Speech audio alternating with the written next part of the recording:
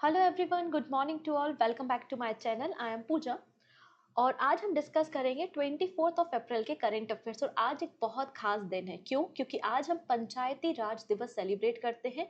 आज ही के दिन हमारे देश में पंचायती राज सिस्टम को इफेक्ट में लाया गया था और एक गांधी जी की अवधारणा थी। गांधी जी चाहते थे कि हमारे देश में सेल्फ गवर्नेंस हो और ये बात आपको आर्टिकल नंबर 40 में भी देखने को मिल जाएगी।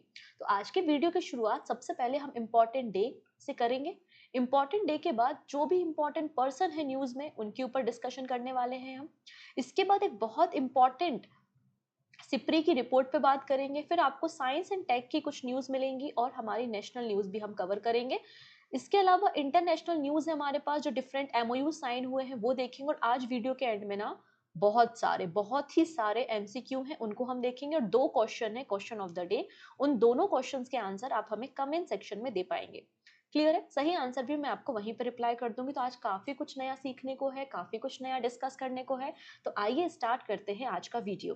तो सबसे पहले 24 अप्रैल को हम नेशनल पंचायती राज डे या फिर पंचायती राज दिवस हम सेलिब्रेट करते हैं और मिनिस्ट्री ऑफ पंचायती राज इस दिन को मनाती है।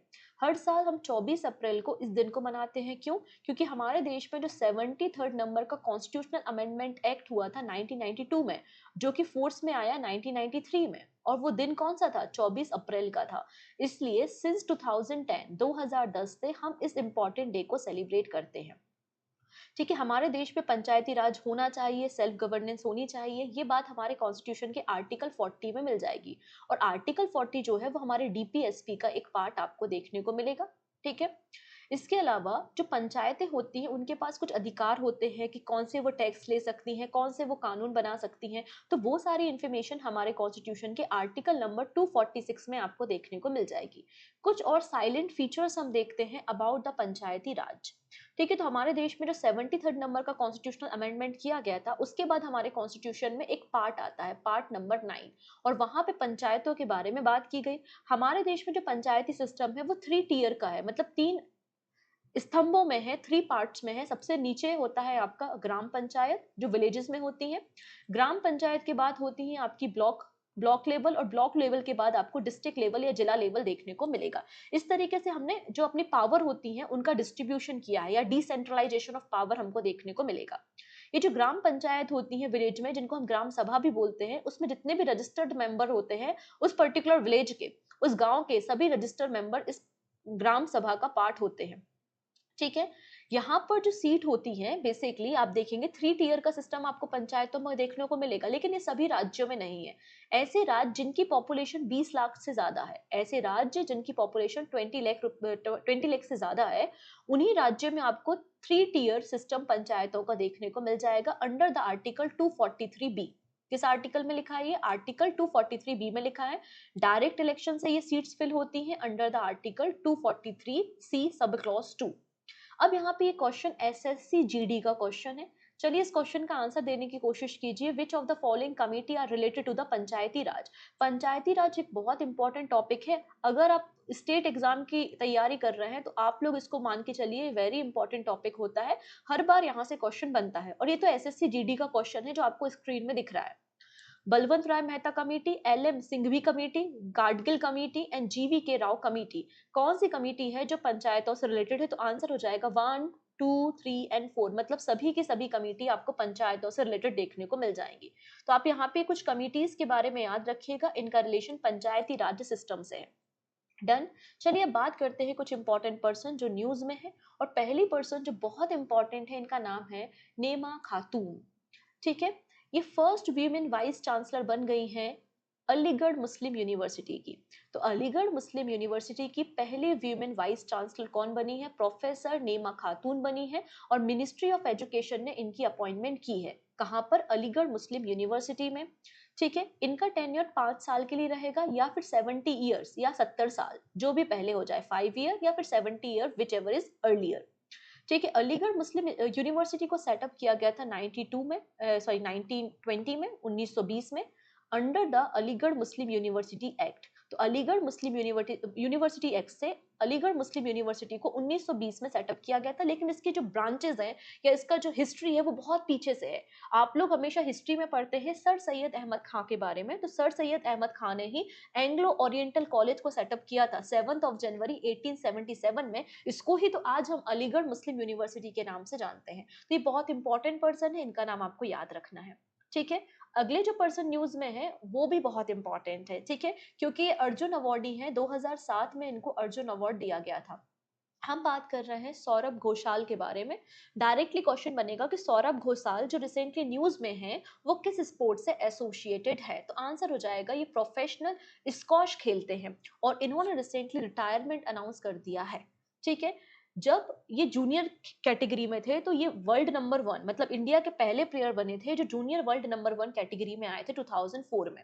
इसके अलावा सौरभ घोषाल केवल और केवल एकमात्र ऐसे इंडियन है जिन्होंने सिंगल मेडल जीता है कॉमनवेल्थ गेम्स में। इन्होंने ब्रोंज मेडल जीता था 2022 के बर्मिंघम गेम्स में। तो आपको इनका नाम याद रखना है, सौरभ घोषाल। अगले पर्सन के बारे में बात करते हैं, नाम है मोहम्मद सालेम। मोहम्मद सालेम एक एजेंसी के आप कह सकते हैं कि एक फोटोग्राफर है, न्यूज़पेपर के लिए काम करते हैं। और जब गाजा और इसराइल का जो वॉर चल रहा है उसके समय इन्होंने एक फोटो को क्लिक किया था, आप इस फोटो को देख पा रहे हैं। और इसी फोटो के लिए इन्हें world press photo of the year award मिला है। तो world press photo of the year award किसे मिला है, तो मोहम्मद सालेम को मिला है, जो कि पैलेस्टीन फोटोग्राफर है, फिलिस्तीन से बिलोंग करते हैं।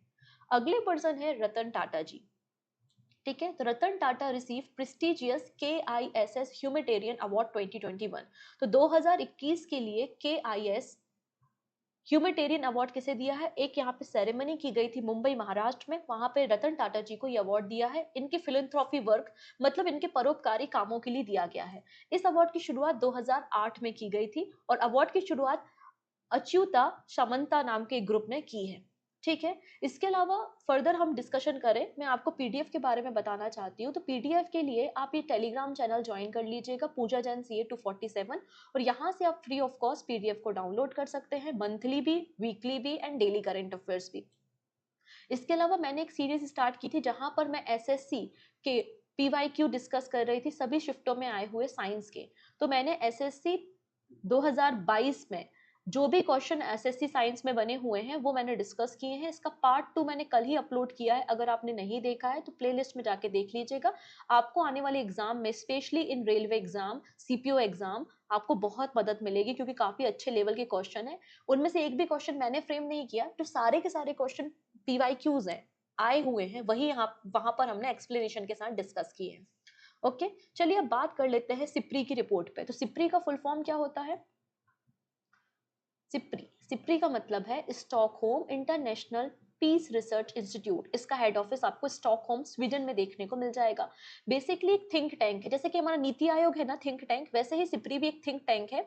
लेकिन ये क्या करता है, अलग अलग देशों का असेसमेंट करता है, देखता है कि कौन सा देश है जिसके पास सबसे ज्यादा न्यूक्लियर पावर है, ऐसा कौन सा देश है जो अपनी मिलिट्री में सबसे ज्यादा खर्चा कर रहा है, ऐसा कौन सा देश है जो वेपन्स को सबसे ज्यादा एक्सपोर्ट करता है, ऐसा कौन सा देश है जो सबसे ज्यादा इंपोर्ट करता है वेपन्स का। तो उसके अकॉर्डिंगली अपनी रिपोर्ट पब्लिश करता है। अभी ये जो रिपोर्ट आई है वो बताती है कि कौन सा देश है जो अपनी मिलिट्री पे सबसे ज्यादा स्पेंडिंग करता है, मतलब अपनी जो मिलिट्री फोर्सेज है उनको मॉडर्नाइज करता है, उनको नए वेपन्स खरीद के देता है। तो उस मामले में इंडिया आपको 4th पोजीशन पे देखने को मिलेगा, चौथे नंबर पे देखने को मिलेगा। ओके, तो India ranked 4th in the global military spending in 2023 according to the SIPRI report. Bharat ने 2023 में अपने मिलिट्री में कितना स्पेंड किया है, तो 83.6 बिलियन डॉलर, 83.6 बिलियन डॉलर हमने इन्वेस्ट किया है या स्पेंड किया है, जो कि प्रीवियस ईयर के कंपैरिजन में 4.2% ज्यादा है। प्रीवियस ईयर मतलब 2022 में हमने 81.4 बिलियन डॉलर का इन्वेस्टमेंट किया था, स्पेंडिंग की थी अपनी मिलिट्रीज में। इंडिया 4th प्लेस पे है। इसके पहले सबसे फर्स्ट नंबर पे है यूएसए, यूएसए के बाद है चाइना, एंड चाइना के बाद आप देखेंगे रशिया का नंबर है, और फिर चौथे नंबर पे आपको भारत देखने को मिलेगा। ये तो हो गई देशों के बारे में। अब पूरे वर्ल्ड में जितने भी देश हैं वो सभी देश अपनी मिलिट्री पे खर्चा करते हैं अपनी बॉर्डर को सिक्योर करने के लिए। तो सबसे ज्यादा या फिर पूरे वर्ल्ड में कितना मिलिट्री स्पेंडिंग रहा है 2023 में, तो आप देख पाएंगे कि 2443 billion dollar, 2443 billion dollar total military expenditure रहा है पूरे वर्ल्ड में। सभी देशों ने अपनी मिलिट्रीज में इतना इतना एक्सपेंड किया है। इसके अलावा एक और इंटरेस्टिंग बात है कि टॉप 5 कंट्रीज ही हैं जो 80% स्पेंड करती है, जिसमें यूएसए का कंट्रीब्यूशन 37% है, चाइना का 12% कंट्रीब्यूशन है, रशिया का 4.5 है और चौथे नंबर पे है इंडिया। इंडिया का कंट्रीब्यूशन 3.4% है। मतलब ये जो टोटल स्पेंडिंग हुई है ना 2443 बिलियन डॉलर की, इसका 3.4% कौन कंट्रीब्यूट कर रहा है? इंडिया कंट्रीब्यूट कर रहा है अपने मिलिट्री पे। तो आप देख सकते हैं कि यूएसए कितना ज्यादा खर्चा अपनी मिलिट्री पे कर रहा है। डन। अब बात कर लेते हैं इंतरिम बजट में। तो इंतरिम बजट में स्पेंडिंग मिलिट्री खर्चे के बारे में बात की गई थी। तो फरवरी में 1 फरवरी को हमने 6.21 ट्रिलियन रुपीस यहाँ पर डिफेंस में स्पेंड करने की बात की थी इंतरिम बजट 24-25 में, जो कि हमारे जीडीपी का 1.89% आपको देखने को मिलेगा। तो ये आप इंतरिम बजट भूल भी जाओ तो चलेगा, क्योंकि आपको भी पता है कि जून में, जैसे कि 4 जून में आपका रिजल्ट आ जाएगा लोकसभा का, और फिर जुलाई तक आपका बजट आ जाएगा। तो हम बजट पे ज्यादा फोकस करेंगे, लेकिन जुलाई से पहले अगर आपका पेपर पड़ रहा है, ठीक है, बजट आने से पहले, तब आपको इंतरिम बजट याद रखना है। ठीक है। अब बात करते हैं सबसे ज्यादा मिलिट्री स्पेंडिंग इंक्रीज कहाँ हुआ है। ये तो हमने देख ही लिया कि यूएसए सबसे ज्यादा कर रहा है, लेकिन इंक्रीमेंट सबसे ज्यादा कहाँ हुआ है? जैसे कि इंडिया में 4.2% इंक्रीज हुआ है। वैसे ही एक कंट्री है जिसका नाम है डेमोक्रेटिक रिपब्लिक ऑफ कॉन्गो, और यहाँ पर इन्होंने अपनी मिलिट्री स्पेंडिंग 105% ज्यादा की है। मतलब प्रीवियस ईयर के कंपैरिजन में 105% ज्यादा अपनी मिलिट्री में स्पेंड किया है। उसका रीजन ये है कि यहाँ पे गवर्नमेंट और वहां पे जो आर्म फोर्सेज है उनके बीच में काफी कॉन्फ्लिक्ट होता है, लड़ाई झगड़े होते हैं, जिसके कारण इन्होंने अपनी मिलिट्री स्पेंडिंग बढ़ाई है। वहीं सेकंड नंबर पे आपको साउथ सुडान देखने को मिलता है, और साउथ सुडान में भी आपको पता है वायलेंस चलता है, सिविल वॉर चलती है। तो इसलिए इन्होंने भी अपने जो मिलिट्री एक्सपेंडिचर्स है उनको 78% इंक्रीज किया है। ठीक है। मतलब अगर प्रीवियस ईयर में 100 रुपए खर्चा कर रहे थे अपने मिलिट्री पे, तो इस साल इन्होंने 178 रुपया खर्च किया है अपने मिलिट्रीज में। ठीक है। ये बात यहां से निकलती। भारत ने कितना हाइक किया है वो आपको याद रखना है, 4.2%। डन। यहां तक ठीक है। चलिए, नेक्स्ट है first international rainbow tourism conference held in Nepal. तो नेपाल में पहली इंटरनेशनल रेनबो टूरिज्म कॉन्फ्रेंस आपको देखने को मिलेगी। एक दिन की कॉन्फ्रेंस थी, और बेसिकली यहाँ पर जो LGBTQ कम्युनिटी है, वहाँ के उस पर्टिकुलर एरिया के जो भी लोग थे, एक्टिविस्ट हो गए, राइटर हो गए, अलग अलग बिजनेसमैन या ऑर्गेनाइजेशन जुड़े हुए लोग हो गए, वो सभी लोगों को इन्वाइट किया गया था। एजेंडा ये है कि जो LGBT कम्युनिटी है उनको, उनके जो सेम सेक्स मैरिज है उसको लीगलाइज किया जाए, उसको मान्यता दी जाए, और उनको भी इक्वल राइट दिए जाए। ये इसका बेसिकली टारगेट था। इसलिए ये rainbow tourism international conference conduct की गई थी, कहाँ पर? नेपाल में। ठीक है। तो नेपाल टूरिज्म बोर्ड ने इसे ऑर्गेनाइज किया था, और ये पहली इंटरनेशनल रेनबो टूरिज्म कॉन्फ्रेंस थी। Aim of promoting the country as a safe and respectful destination for the sexual minority community in the South Asia. ठीक है। और 2023 में नेपाल ने सेम सेक्स मैरिज को लीगलाइज किया था। डन। अब बात करते हैं एक और कॉन्फ्रेंस के बारे में जिसका नाम है यूएन ओशियन डिकेड कॉन्फ्रेंस। तो 2024 पहली first in person ocean decade conference कहाँ हुई? बार्सिलोना स्पेन में हुई, 10 से लेकर 12 अप्रैल के बीच में। इसे ऑर्गेनाइज किसने किया था? तो स्पेन और UNESCO inter governmental ओशियोनोग्राफी commission, UNESCO inter governmental ओशियोनोग्राफी commission और स्पेन ने मिलकर इसे ऑर्गेनाइज किया था। इसकी थीम क्या है तो आप देखेंगे, delivering the science we need for the ocean we want. अब ये कॉन्फ्रेंस क्यों की गई, न्यूज पे तो हम बाद में आएंगे, पहले हम देखते हैं ये कॉन्फ्रेंस क्यों की गई। तो इस कॉन्फ्रेंस की कहानी शुरू होती है 2021 में।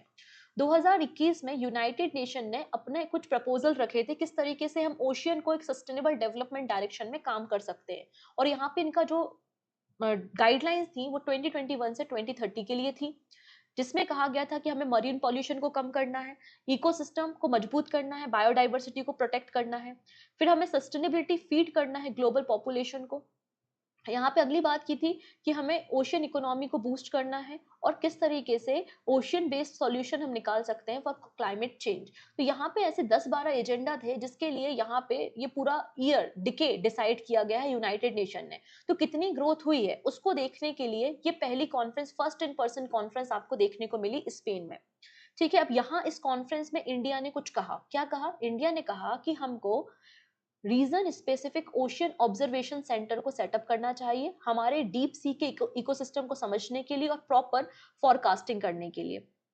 ये इंडिया की तरफ से प्रपोजल आया है। तो आप देखेंगे न्यूज यही कह रही थी कि India call for regional observation centre at 2024 ocean decade conference. Again ये रीजनल ऑब्जर्वेशन सेंटर का जो कॉन्सेप्ट है वो इंडिया का है, और इंडिया को रिप्रेजेंट किसने किया था, तो इंडिया की जो टीम थी, डेलीगेशन था, उसको लीड कर रहे थे हमारे earth science secretary M Ravichandran. Okay, यहाँ तक ठीक है।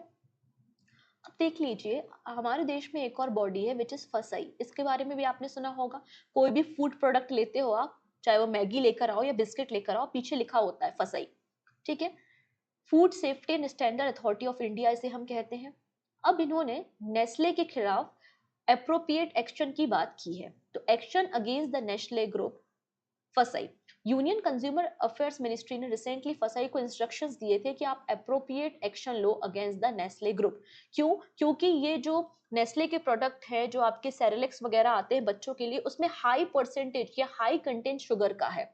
तो ऐसा नहीं होना चाहिए, इसलिए यहाँ पे एक्शन लेने की बात की है। इसके अलावा हमारी मिनिस्ट्री ने यह भी कहा कि ये जो शुगर का हाई परसेंटेज पाया गया है, ये केवल और केवल Asian country, African country, Latin American countries के प्रोडक्ट में पाया गया है, जबकि यूके, जर्मनी में जो प्रोडक्ट नेस्ले के आ रहे हैं उनमें आपको शुगर फ्री देखने को मिलेगा। तो ऐसा क्यों?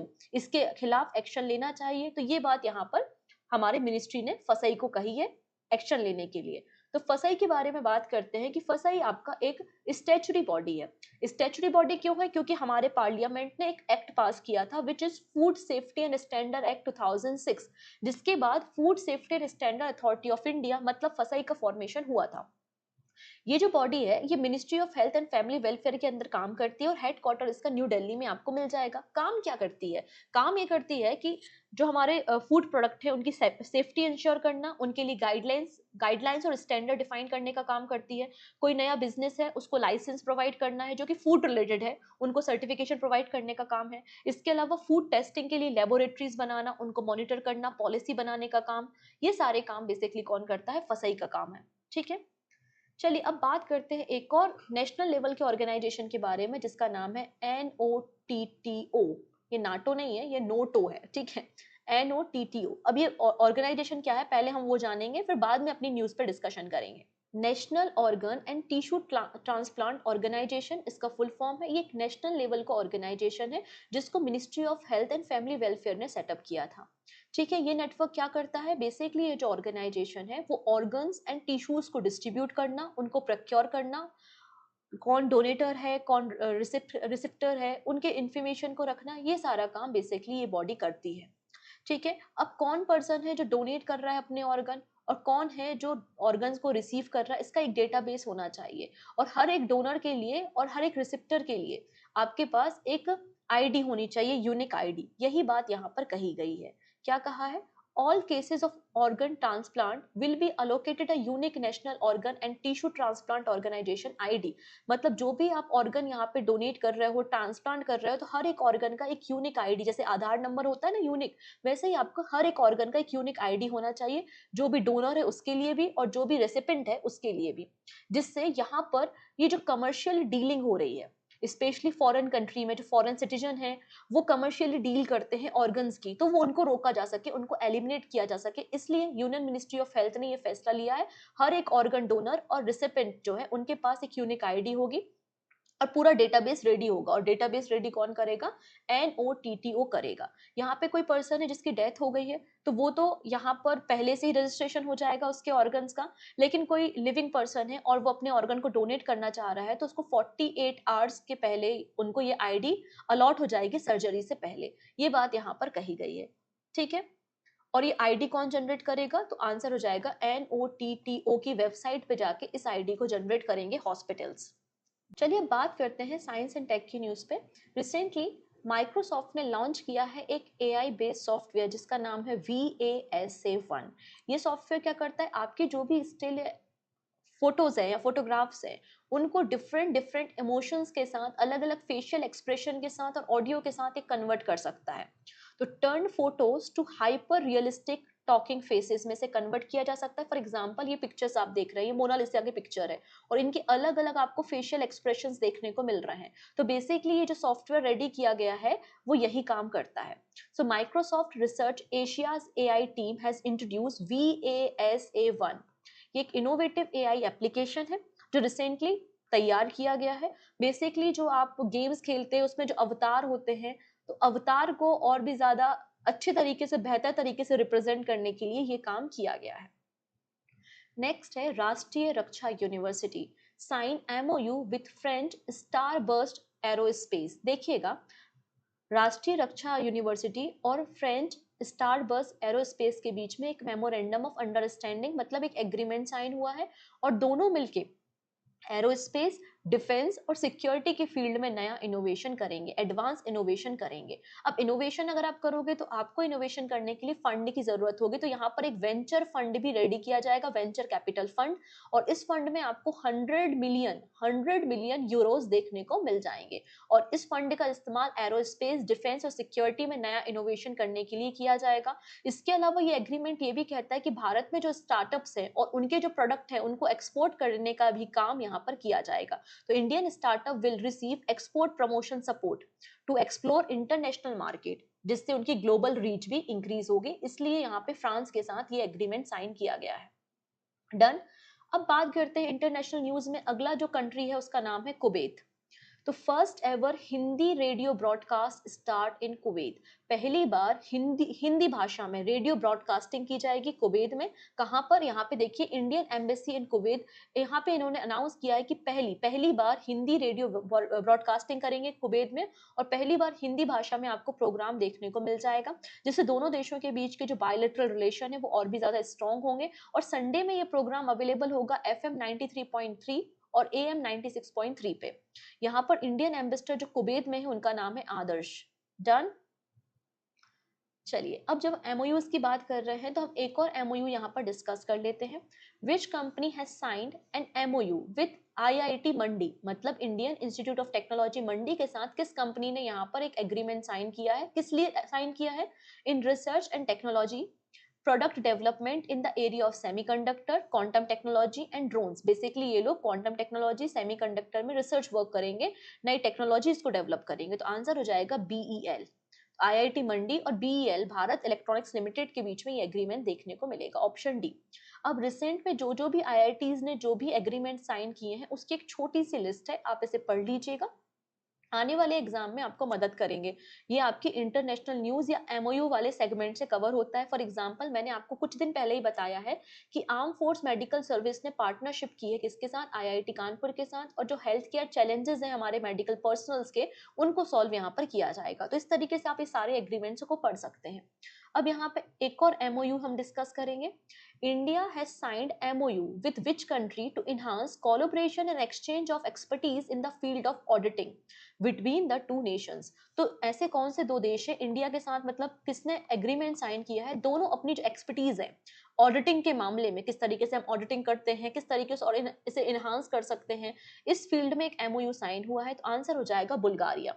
ठीक है, आंसर क्या हो जाएगा? Bulgaria is the right answer, option A बिल्कुल करेक्ट है। डन। चलिए, अभी लोकसभा इलेक्शन चल रहे हैं, आप सभी को भी पता है लोकसभा इलेक्शन की जो काउंटिंग है वो 4 जून को होनी है। और यहाँ अंडमान में भी लोकसभा इलेक्शन हुए और पहली बार अंडमान की जो शोम्पेन या शेम्पेन ट्राइब है उन्होंने पहली बार वोटिंग में पार्टिसिपेट किया। अकॉर्डिंग टू 2011 सेंसस, 2011 की अगर आप जनगणना उठाएंगे तो जो शेम्पेन ट्राइब है इसकी टोटल पॉपुलेशन 229 है, लेकिन केवल और केवल 7 लोगों ने ही वोट में पार्टिसिपेट किया, लेकिन पहली बार हुआ, तो ये अपने आप में एक अचीवमेंट ही है। तो इंडिया की ये PBTG कम्युनिटी है और इन्होंने पहली बार अपने राइट टू वोट का इस्तेमाल किया और अंडमान एंड निकोबार के लोकसभा के कॉन्स्टिट्यूंसी इलेक्शन में पार्टिसिपेट किया। और टोटल 7 ट्राइबल ग्रुप की कम्युनिटी ने पार्टिसिपेट यहाँ पे किया है। सिमिलर 2019, तो 2019 के जो लोकसभा इलेक्शन हुए थे उस इलेक्शन में पहली बार ओंगे एंड द ग्रेट अंडमानीज जो ट्राइबल ग्रुप है उन्होंने पार्टिसिपेट किया। अब यहाँ पे बात हो रही है PBTG के बारे में, पर्टिकुलरली वल्नरेबल ट्राइबल ग्रुप। क्या होते हैं ये?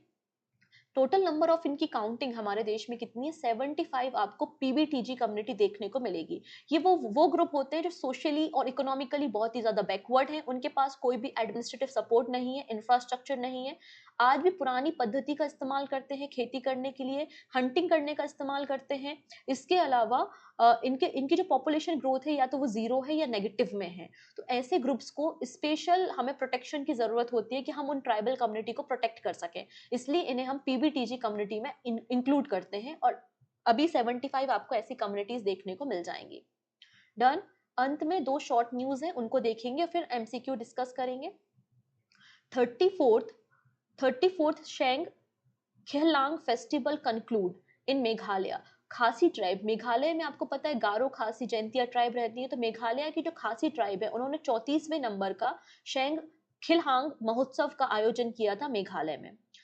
नेक्स्ट है लार्जेस्ट टेम्पल फेस्टिवल जिसका नाम है त्रिशूर पूरम 2024 सेलिब्रेटेड। तो त्रिशूर पूरम जो है वो इंडिया का लार्जेस्ट टेम्पल फेस्टिवल है और इसे केरला में सेलिब्रेट किया जाता है और रिसेंटली ये कंक्लूड हुआ है। ठीक है, 1796 में बेसिकली इसे इनिशिएट किया गया था। Done. Next, Indian milk brand Nandini. तो नंदिनी एक इंडियन मिल्क ब्रांड है और कर्नाटका बेस्ड आपको ये ब्रांड देखने को मिलेगा। Has become the sponsor of which two team in the upcoming T20 cricket world cup. तो आने वाले समय में जो T20 वर्ल्ड कप होना है, कब से कब तक, 1 से लेकर 29 जून के बीच में होना है। कहाँ पर होना है, तो वेस्ट इंडीज और यूएसए इसे होस्ट करने वाले हैं। तो यहाँ पे वो कौन सी 2 टीम है जिसका स्पॉन्सर नंदिनी ग्रुप है, तो आंसर हो जाएगा Scotland and Ireland. Scotland and Ireland is the right answer, option B बिल्कुल करेक्ट हो जाएगा। डन। नेक्स्ट है who has won formula 1 Chinese grand prix. तो for the first time Chinese grand prix का टाइटल जीता है मैक्स वर्स्टैपन ने। Max Verstappen Netherland से बिलोंग करते हैं और ये फॉर्मूला F1 ड्राइवर है रेडबुल के। ठीक है, तो इनका नाम आपको याद रखना है। एक छोटी सी लिस्ट है रिसेंट में जो अलग अलग ग्रैंड प्रिक्स हुए हैं उसके जो विनर्स हैं, आप इनको यहाँ से पढ़ सकते हैं। Okay.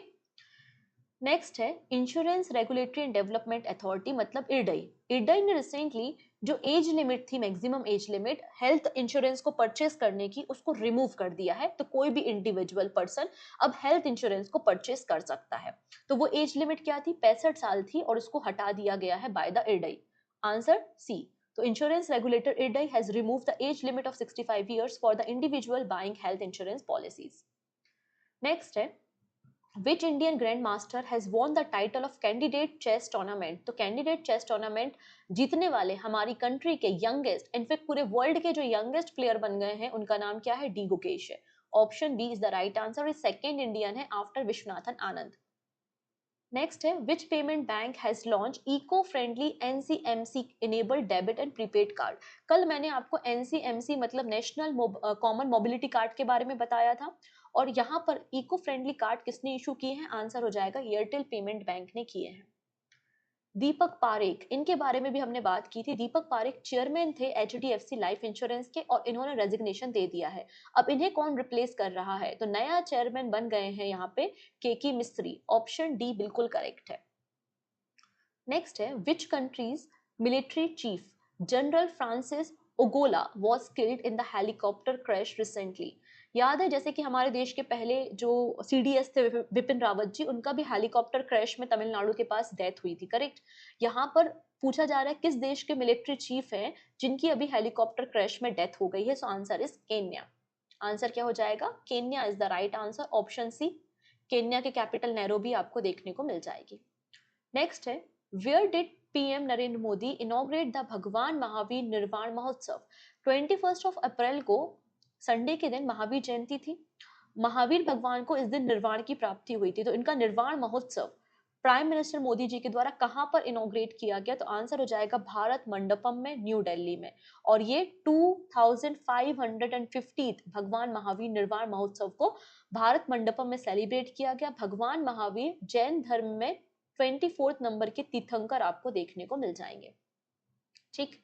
Recently which arm force conducted exercise पूर्वी लहर। तो पूर्वी लहर किसने यहाँ पे कंडक्ट की थी, ईस्टर्न नेवल कमांड में। और ईस्टर्न नेवल कमांड का हेडक्वार्टर मैंने आपको बताया था विशाखापत्तनम में आपको देखने को मिल जाएगा और इंडियन नेवी ने इसे कंडक्ट किया है। Option A is the right answer. Thrissur Pooram a grand temple festival is associated with which state, so answer is Kerala. Kerala से एसोसिएटेड आपको ये फेस्टिवल देखने को मिल जाएगा। आर्यभट्ट अवार्ड, तो इस साल का आर्यभट्ट अवार्ड किसे दिया गया, तो पी सुब्बा राव को दिया गया, P Subba Rao. Okay, option A. Which bank become the first private bank to open branch in the Lakshadweep. कौन सा बैंक पहला प्राइवेट बैंक बन गया जिसने लक्षद्वीप में ब्रांच ओपन की, आंसर हो जाएगा एचडीएफसी बैंक। आज काफी सारे एमसीक्यू हैं, आपको मजा आ रहा होगा रिवीजन करने में। काफी सारे नए क्वेश्चंस भी शायद आपको पता चल रहे होंगे, लेकिन मैक्सिमम क्वेश्चन जो है वो मैंने आपको ऑलरेडी करंट अफेयर्स में पढ़ाए हुए हैं। जैसे कि Asian wrestling championship 2024 recently conclude हुई है, खत्म हुई है। कहाँ पर? तो ये चैंपियनशिप खत्म हुई है आपकी किर्गिस्तान में। Option D is the right answer. Done. Next है यूएस इंडिया टैक्स फोरम, जिसका फॉर्मेशन 2020 में हुआ था, और यूएस इंडिया टैक्स फोरम के हेड किसे अपॉइंट किया गया है? तो हमारे जो फॉर्मर सेक्रेटरी है, फाइनेंस सेक्रेटरी, उनका नाम क्या है? तरुण बजाज, उन्हें यहाँ पे अपॉइंट किया गया है। Option A is the right answer. This is question of the day first, और सेकेंड क्वेश्चन आपको अभी मिलेगा। ठीक है, पहला क्वेश्चन है यहाँ पे कि लोंगते फेस्टिवल जो कि नाइसी ट्राइब सेलिब्रेट करती है, ये किस स्टेट का फेस्टिवल है? मिजोरम, नागालैंड, अरुणाचल प्रदेश या सिक्किम? इस क्वेश्चन का आंसर आप हमें करेंगे। ठीक है, सेकंड क्वेश्चन है who has been appointed as the managing director of Intel for India region? तो इंडिया रीजन के लिए इंटेल के मैनेजिंग डायरेक्टर किसे अपॉइंट किया गया है? अगेन यहाँ पे 4 नाम है, जो भी सही आंसर है आप कमेंट में बताएंगे। तो दोनों क्वेश्चंस के आंसर आप हमें कमेंट में दे सकते हैं। आई होप आपने सेशन एंजॉय किया होगा। अगर एंजॉय किया है, पसंद आया है और यूजफुल लगता है, तो आपके सारे फ्रेंड्स जो भी कॉम्पिटेटिव एग्जाम की प्रिपरेशन कर रहे हैं, आप उनके साथ लिंक को शेयर कर सकते हैं। सभी के लिए यूजफुल है और डेली मॉर्निंग 8 AM पर ये करंट अफेयर्स आता है। इसके अलावा पहली बार आ रहा है तो सब्सक्राइब कर लेना, जिससे अपकमिंग क्लासेस के नोटिफिकेशन मिल सके। ओके, और लाइक बटन पे क्लिक करना तो बिल्कुल भी नहीं भूलेंगे। सो मिलते हैं नेक्स्ट वीडियो में। Take care and bye bye.